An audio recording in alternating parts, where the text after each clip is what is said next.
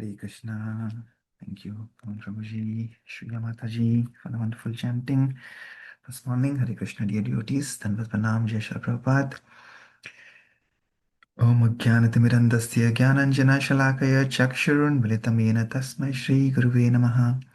Namaham Vishnupadaya Krishna Prishtaya Bhutale Srimate Bhaktivedanta Swaminati Namine Namaste Saraswate Deve Gauravani Pracharine Nirvishesha Shunyavadi Paschatadeshatarine Jai Shri Krishna Chaitanya Prabhu Nityananda Shri Advaita Gadadhar Srivasadi Gaur Bhaktavrinda Hare Krishna Krishna Krishna Hare Hare Hare Rama Rama Rama Hare Hare Hare Krishna.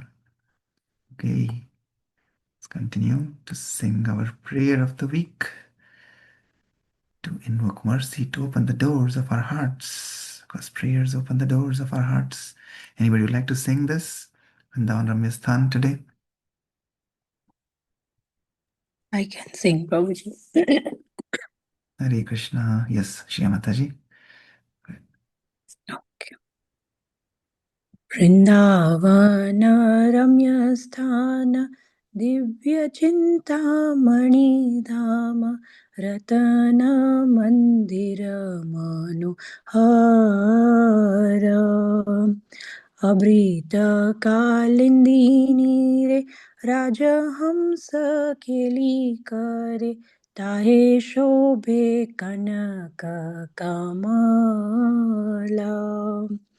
तारमध्ये हिमापीठा अष्टदले बेष्टिता अष्टदले प्रधाननायिका तारमध्ये रत्नासने बाशियाचे दुई जाने श्यामा संगे सुंदरी राधिका रूपलावण्य राशि अमीया परिचय खासी हास्य परिहास संभाषणे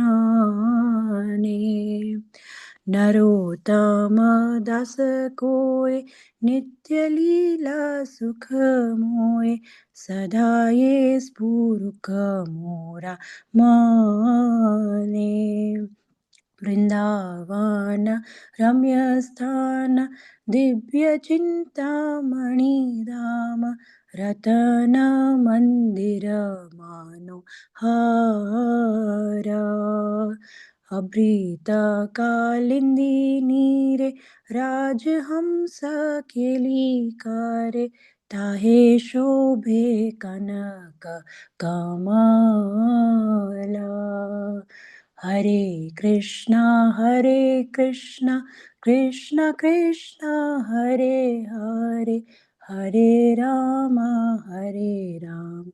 Ram Ram Hare Hare Hare Krishna Hare Krishna. You can read the translation also, Mataji. Okay, yes. Beautiful Vrindavan is filled with Chintamani gems and many jewel palaces and temples. Many regal swans play in the waters of the Yamuna, and in those waters a splendid golden lotus flower grows. In the middle of that lotus is a golden place surrounded by 8 petals. On these 8 petals, the 8 principal gopis reside, and in the center, Lord Shyam and beautiful Srimati Radharani sit on a jewel throne. The great beauty of the divine couple and their charming joking and laughter continually showers nectar everywhere. Narottam Das says, I pray that these blissful, eternal, transcendental pastimes of the divine couple may be always manifested in my heart. Hare Krishna. Hare Krishna. Thank you so much. Wonderful singing, wonderful. You transported us to Vrindavan. And Shri Narottam Das Thakur is doing here. Yeah. So like when we came to America, when we came, wherever we go, Australia, America, when we come to these different countries from where we were originally from, we had only heard about them, right? When we heard about them, we read about them, If we had no knowledge about them, we may not even know that these existed, but we read about them, we hear about them, we see in the news, then we had a desire to go there. And, and then we worked hard towards that. And of course, eventually everything is mercy of the Lord. And by the mercy, we were able to come here. So like that, Narottam Das Thakur is so merciful. He's giving us the vision of these wonderful transcendental abode of the Lord of Sri Vrindavan Dham. So now that we hear about this, we read about this, we sing about this again and again, we will have a desire. Our desire will grow. Instead of material desires, we need to have spiritual desires. So just like we travel to America, maybe one day we will be able to travel by the mercy of these acharyas, that these transcendental abodes may always manifest in our heart. Okay, and this talks about the regal swans. So like swans, Hamsa, Rajhamsa, Kelikare. Rajhamsa, swan is one special creature of the Lord's creation. The only technology, spiritual technology, like we said, this is spiritual desires we develop, the spiritual technology. Only this one creature in the whole universe has the power to जैसा बोलते हैं ना हिंदी में दूध का दूध पानी का पानी. So it can if you give it milk, it can just take out the milk from water and can separate water from the milk, basically, right? So like that, um, Prabhupada and all the acharyas are also called as Paramahamsas. They are Paramahamsas. So they, even though they are in this material world, they are not affected by the water-like contamination of the material world. They are pure, just like pure milk. And Narottam Das Thakur, of course, we said before, his body melted in Ganga. When he, on the day of his disappearance, his whole body just melted like a bag of milk, and just that's how he left his body. So like that, Prabhupada and Prabhupada Leelamrit is also, you see, the theme of book distribution. He's saying don't dilute, don't contaminate it with lies.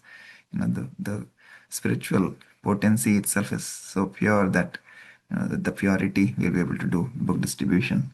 So he's encouraging, he's giving guidelines for his disciples to continue with enthusiasm and not be influenced by lies, or not sell books by saying lies. But everything is there. The spiritual purity, like milk like purity, is there in the books.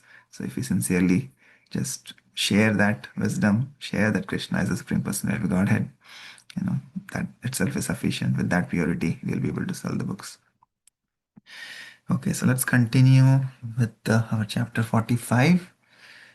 We will read from here today. Anybody else would like to read today?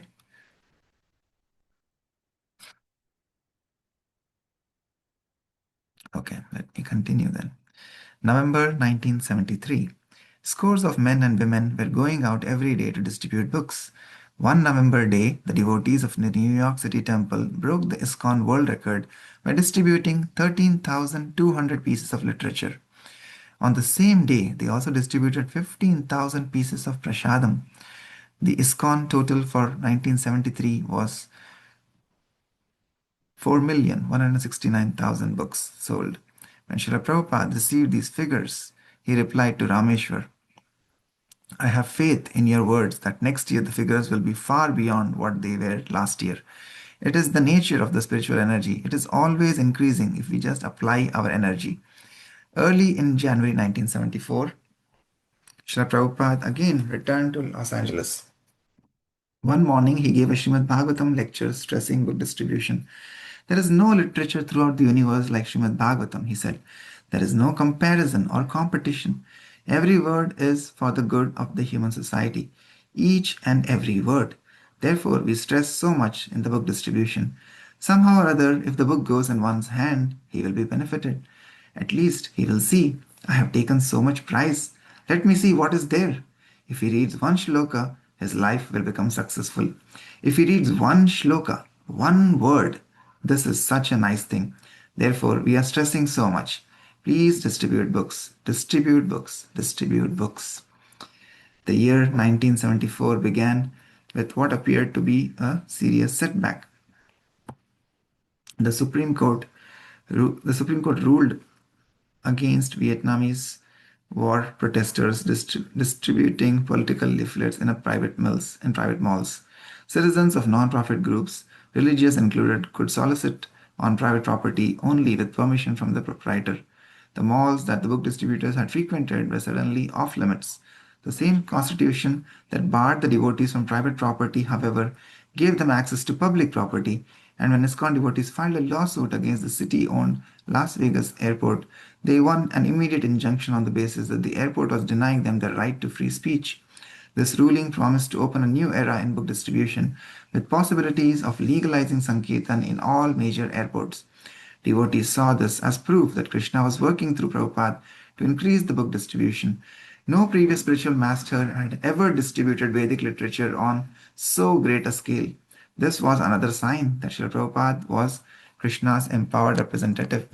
And by the devotees' effort to follow Prabhupada's order, Krishna was empowering them also, but only if they were willing to go through the trials of surrender and renunciation. Praghosha. I went out one day to the airport and I walked up to one black man and said, "Excuse me, sir." And bam, he punched me right in the face and knocked me down. At that moment, so many thoughts went through my mind. I could just hear Tripurari's words ringing in my ears from the class that morning. We must be determined. So I just said to myself, well, I'll just stand right back up and keep trying. I stood up and I got the inspiration to just turn around and try to hand the next person one of Prabhupada's books. Another time, a husband and wife approached me, but the husband didn't want anything to do with me. When the woman saw that the book was spiritual, she stopped and said, "What's this book about?" I said very bluntly, "This book explains birth and death and what's beyond." She said, "Oh." Then she turned to her husband and said, "Please buy it." But he said, "I don't want it. Come on, let's go." She said, "Please." But her husband said, "You buy it." And he walked off. So she stayed with me and said, "Could you tell me a little bit more about this?" I started to explain the book and then I said, "Where are you coming from?" She said, "I'm coming from Rochester." Then she revealed to me that she was coming from the Mayo Clinic and that she had terminal cancer and was going to die. She said, "I desperately want to read this book." She gave me $10 and said, "Thank you very much." Then she took the book and ran off. A little later, she came back and found me and shook my hand and thanked me. These kind of experiences the devotees would have day in and day out gave us the feeling of being like emissaries or representatives of something very special. By this, we became more attached to Srila Prabhupada and to executing his work. We would see these miracles take place. Keshava Bharati. I used to distribute books in San Francisco airport. I thought that this airport was particularly difficult and that I could be in LA that if I could be in LA, I could probably distribute as many books as Tripurari. I was a little proud. Then I got the chance to distribute with him. I am very outgoing and gregarious, so I don't have any problem stopping people or anything like that. But half an hour and then an hour went by, and Tripurari had distributed 5 and then 10 books, but I couldn't get anybody to stop and shake my hand even. It was incredible, but I knew it was because I was too proud. Another hour went by and still no one would stop and shake my hand. I was bewildered because I wanted to pass out Prabhupada's books. Finally, I just sat down out of frustration. I was nearly crying. Tripurari came up and preached to me. He told me I should pray to Lord Chaitanya and Nityananda in times like this and not to worry about it, that this happens. So I got it together, and then about 10 to 15 people in a row came and talked with me, and some of them took books. So when we discussed it afterward, we could understand that we were just instruments in Lord Chaitanya's hands. This is how we developed the Sankirtan philosophy. Through the book distribution, we came to realize who Prabhupada was and to appreciate him more. Lavanga Latika. All day I would stand at the top of the stairs, and thousands of people would come by, and we would distribute hundreds and hundreds of books. We used to take lines from Prabhupada's books. Tripurari used to talk about the swans taking milk from water. So we used to use that a lot in approaching someone. We'd say how these great sages used to know how to separate milk from water, separate the essence. He also said the pictures were windows to the spiritual world. We would say, "This book is like the brilliant sun that will drive away the darkness of ignorance in this age of Kali." I found the best way to distribute the books was to use Prabhupada's own words. Prabhupada said, if we read one line to someone, that person can make 100 times spiritual advancement. One time, a devotee complained to Prabhupada that people were throwing some of the books away. But then we could understand that Prabhupada wanted them distributed on a large scale. Not that you kept the book for a special person you thought might be intelligent enough to read it. Because Prabhupada said that if they read only one line, they would be very much affected. So we could understand that Prabhupada wanted mass distribution, not that we just keep them for the special right person. Sura. Vaisheshika was selling books in the airport with me. He would walk up to the people and say, "Well, how are you doing, sir? All glories to the Sri Krishna Sankirtan movement, the prime benediction for humanity at large, which cleanses the heart." He was repeating the Sikshashtaka prayers of Lord Chaitanya right out of the book, and yet he was selling books. The books had pictures of Krishna and devotional scenes on the cover, and sometimes some devotees couldn't understand how people could relate to these books. But Prabhupada wanted them distributed, and he was saying that we should preach on the merit of the book. When a devotee asked Prabhupada what we should say to distribute the books, Prabhupada replied, Krishne Swa Dhamo Pagate, which is the verse that says that Srimad Bhagavatam is as brilliant as the sun, and it has arisen just to give people religion in this age of darkness. So we were also repeating that verse and distributing books on faith. We would go out and see the people actually becoming struck by Krishna consciousness. They would see that the devotees were very sincere and serious, and they would become impressed. Daily on Sankirtana, we would see people approaching Prabhupada's books. There was also harassment, but Prabhupada had talked about it, that there was always difficulty. So everything was there from Prabhupada to confirm whatever realizations we had.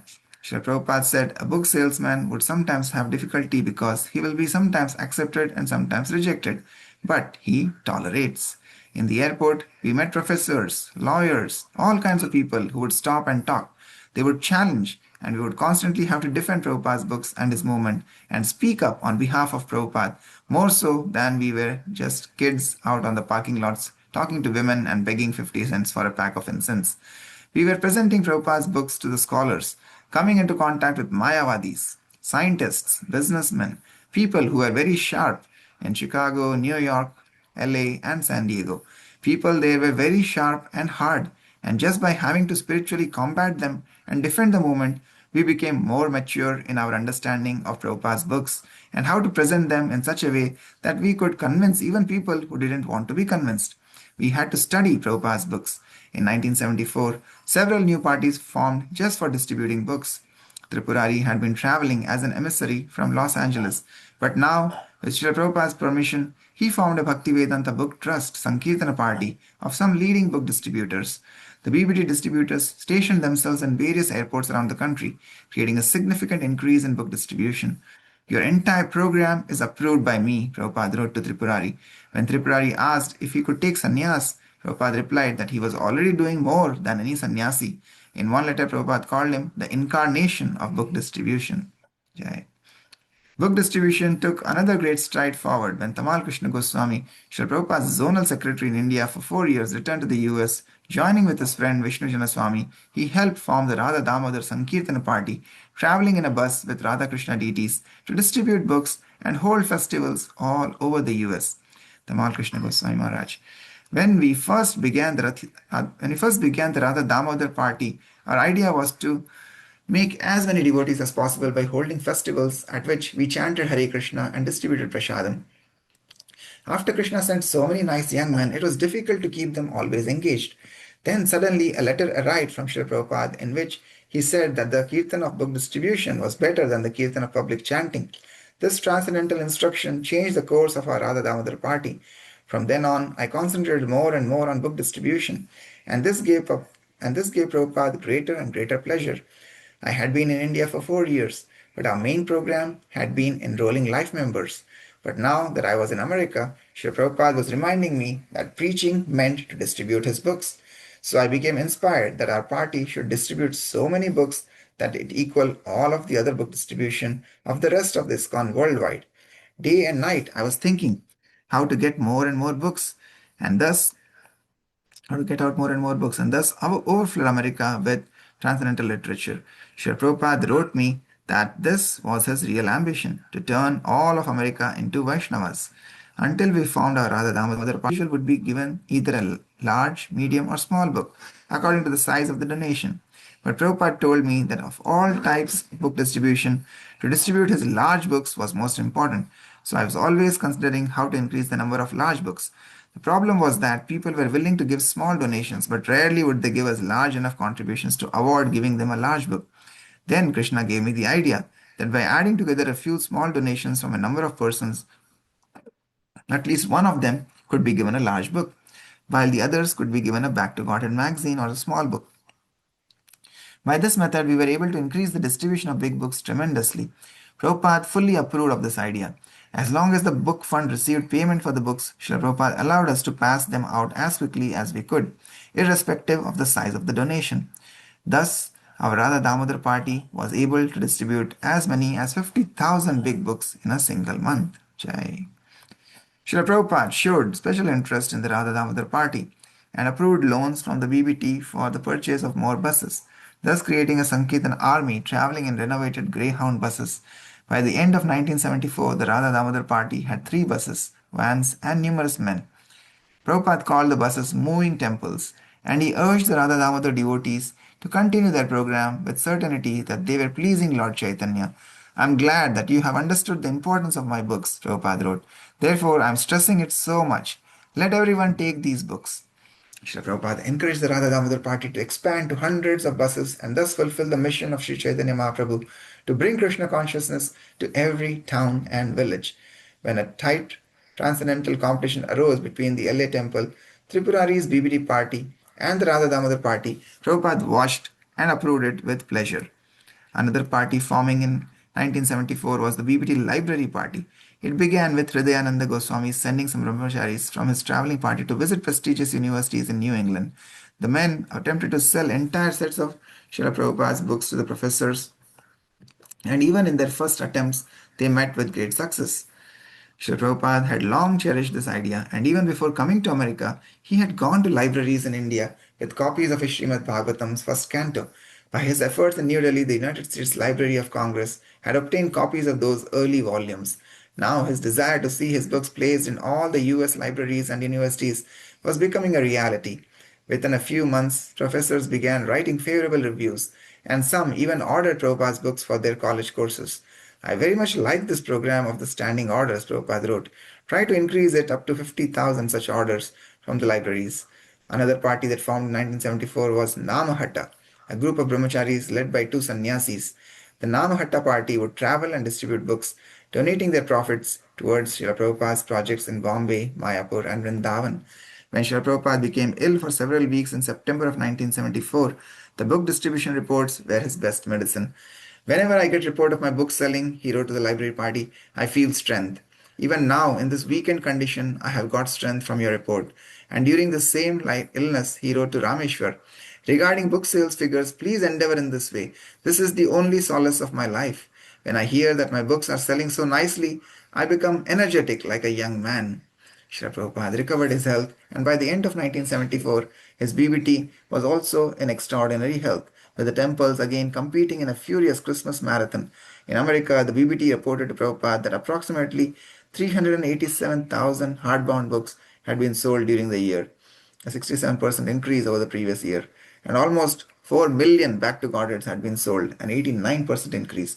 The American BBT sold the individual temples a total of 6,668,000 pieces of literature, a 60% increase.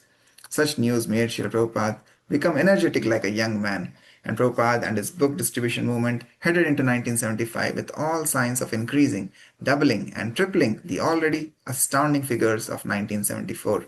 Srila Prabhupada had created his Bhaktivedanta Book Trust in 1972 as an independent entity to ensure that his books could continue being produced and distributed. The BBT would operate exclusively for the benefit of the International Society for Krishna Consciousness, and yet it would exist independently.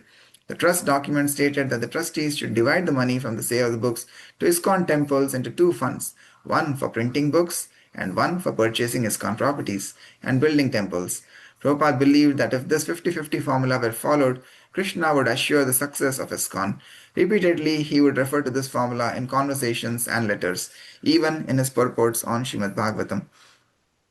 Srila Prabhupada gave his BBT trustees authority to make printing plans, and the trustees would then consult him for approval. He would set the standards and guidelines for his BBD trustees to follow. Only after consulting him could they institute changes. And to change, Prabhupada was particularly averse. He would choose the book size, determine the artwork, and make suggestions about the size of a particular printing, about shipping policies, about sales to temples, about almost every aspect of the BBT's publishing activities. Even when certain temples did not remit their payments to the BBT, Prabhupada would become involved. It is not good if such big temples who are setting the examples for the whole society do not pay their bills. This is most irregular. I am trying to retire from the administrative affairs, but if the presidents and GBC men make such disturbances, then how can I be peaceful? Things should be maintained automatically. Then it will be peaceful for me. He was a strict manager. According to Vedic instruction, he said, fire, debt, and disease should never be neglected. They must be extinguished by all means. Srila Prabhupada saw book distribution as, among other things, the basis for an economically sound ISKCON. Other businesses could also operate, but book selling was the best, for it combined preaching with a good source of income. As he wrote to one of his temple presidents, I am very encouraged by the report of how nicely our books are being distributed. This is our main business all over the world. If you give full attention to this, there will never be any shortage of funds. And on another occasion, regarding society's leaders emphasizing business, you should understand what is the meaning of business. Business means to help the preaching. Preaching needs financial help. Otherwise, we have no need for business. So far as I understand, our book business is sufficient to support our movement. Srila Prabhupada also oversaw all BBT loans to temples. Any GBC secretary or temple president requesting a loan would have to approach him. In 1973 and 74, he granted sizable loans for building, purchasing, or improving temples in Dallas, Hawaii, Sydney, Chicago, and Vancouver. He also granted a loan to the Radha Damodar party for buying traveling temples or buses, and one to South America for printing books. Hitananda Maharaj automatically received a $50,000 loan each year for New Vrindavan. But Prabhupada would deny money requests of projects he considered inconsistent with the purposes of the BBT.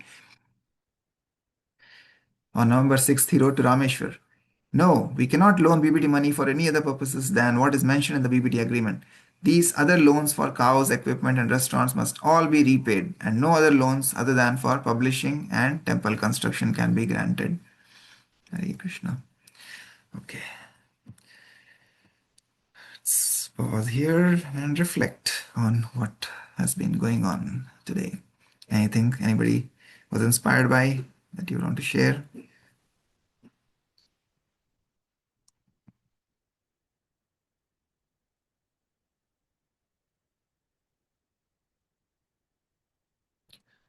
Yeah. Fire, death, and disease should never be neglected.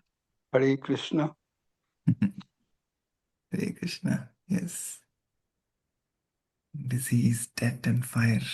FDD.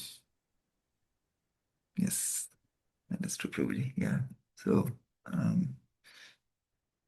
like we see again, like here, Prabhupada was such a smart manager, like he was within एक एक पाई पाई का हिसाब रखते हैं. Even every cent, he used to keep account of every cent, right? So that is what we see. It's not like, oh, we have thousands and millions of dollars, so we get complacent or irregular. No, that is like here we see, we have many of our Gujarati Gujarati devotees in our congregation, where it is nice to see. We learn so much from them, from the business that they do. Despite all the big projects, we learn that every dollar, every cent is important, right? So if you're able to save something uh, with some coupons or some discounts, we should make sure we save every cent.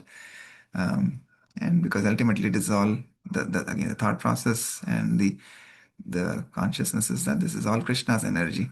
Krishna and Lakshmi ji is Krishna's energy, of course. So by protecting Lakshmi ji and using it in the right causes, it is a inspirational spiritual service that we are doing. So like that. So Prabhupada had that mood, and we see like our current Guru Varga and many of the Prabhupada disciples, Maharajas that I've read about, I've seen with their dealings. They were similar exactly. They would save every cent, every paisa. Nothing should go wasted. Nothing should go down the drain. So like that.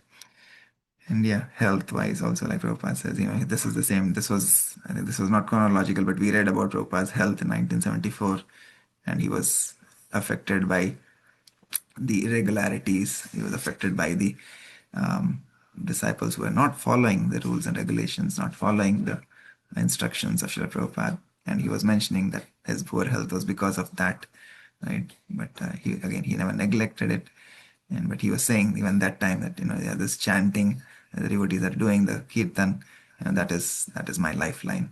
And here he's saying also that all this enthusiastic book distribution that they were doing was again serving as a lifeline for him to return back to his good health. So yeah, materially from our material lives, we may see that of course that was Prabhupada's example, but for our own example, again, we are using this body as an instrument for Lord's service. So we have to make sure, like Prabhupada, when he had heart attack, when he was in poor health, he made sure that he was taking this morning walks, 1 hour morning walk. He was getting massages from his secretaries, from his personal assistants.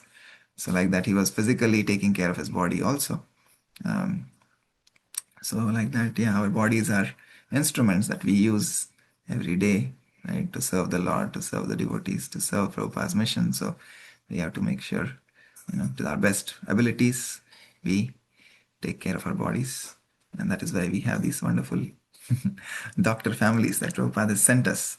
So now in America, where healthcare is so such an, I would say, very neglected state, like it's not very good as compared to India. That's why Prabhupada always used to go to rely on Ayurveda, and he never used to have confidence in the medical doctors here. But yeah, luckily we have good group of medical doctors in our in our congregation. So anytime we have problems, we can just call them, and quickly we get some resolution. So like that. So again, that is all mercy of Srila Prabhupada. That yeah, we have such nice devotees and such nice congregation. Yeah. Okay. Anything else? Anybody else would like to share?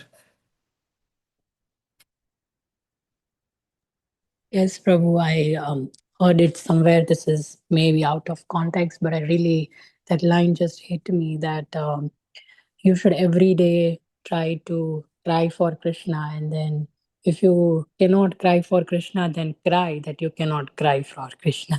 So I don't know, it just stayed with me. So yeah. Mm. Yeah. That reminded me once His Holiness Gaur Govind Swami Maharaj, Prabhupada disciple, he was Paramhamsa himself. So yeah, one disciple came to him, and like after the lecture, he was saying, Guru Maharaj, I don't know how to cry for Krishna. Says, no, then just like you said, yeah, then you cry to Krishna that I cannot cry. He said, I've done that also. Still, I'm not able to cry. And then he says, okay, when I will go away, that time it will make you cry, and that will teach you how to cry. So, very cool. But yeah, so that is again their mercy that he says that when the spiritual master leaves, you learn to cry. At least for sure, you will cry that time, and that will help you to learn how to cry for Krishna. Hare Krishna. Thank you, Mataji, for sharing that. Yeah, we also read about the Paramahamsa and the swans. It was good to see, Prabhupada is teaching us. I hadn't read that. I'm every day, this is like, I just read this along with all of us, because for me also it is like an adventure. Like I said, for me, it's good to read, what surprises Prabhupada has in store for us every morning. It's like a spiritual adventure that we read these wonderful books of Srila Prabhupada. And yeah, I had no clue Prabhupada was going to talk about the swans and the capability of the swans, separating the milk from the water, which I already mentioned during the prayer. So Prabhupada's mercy is there that, whatever we are reading, we are able to connect back to our day-to-day happenings, and maybe what we read and heard and, learned before. So that is so nice. Okay. Anything else? Anybody else would like to share anything?